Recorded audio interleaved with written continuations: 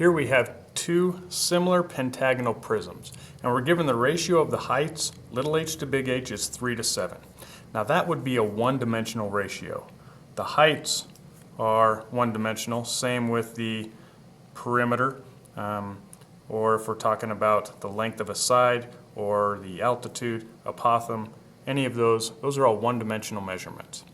Two-dimensionally, we're going to take 3 squared and 7 squared to find our two-dimensional ratio. That would be 9 to 49.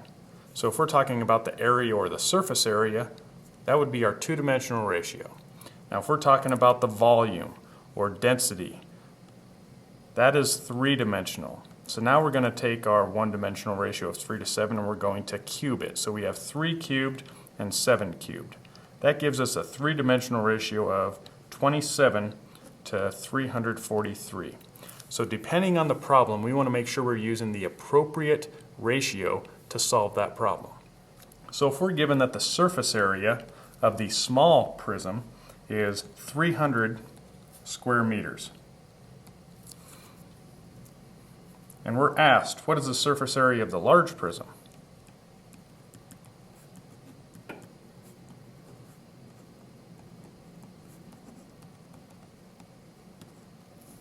That would be a two-dimensional problem. So we're going to have to use our two-dimensional ratio, 9 to 49, to solve that. So we'll set up our proportion. 9 over 49 is equal to, now we're given the surface area of the small prism.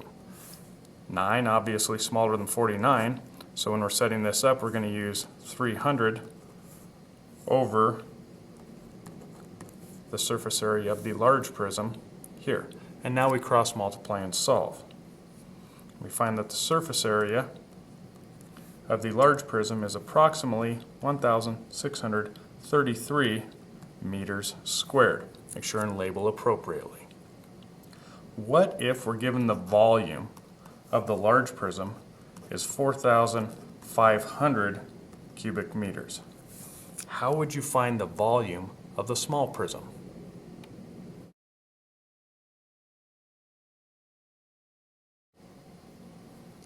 Okay, so the surface area is a two-dimensional problem, so we used our two-dimensional ratio of 9 over 49. When we're talking about the volume of the small prism is what we're trying to find, given the volume of the large prism. That is a three-dimensional problem. So now we're going to want to use our three-dimensional ratio of 27 over 343 when we set up our proportion.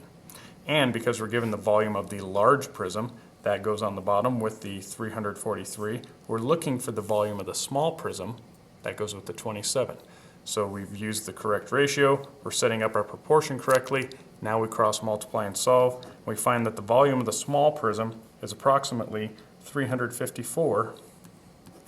And our label, meters cubed, because we're talking volume. It's a three-dimensional problem.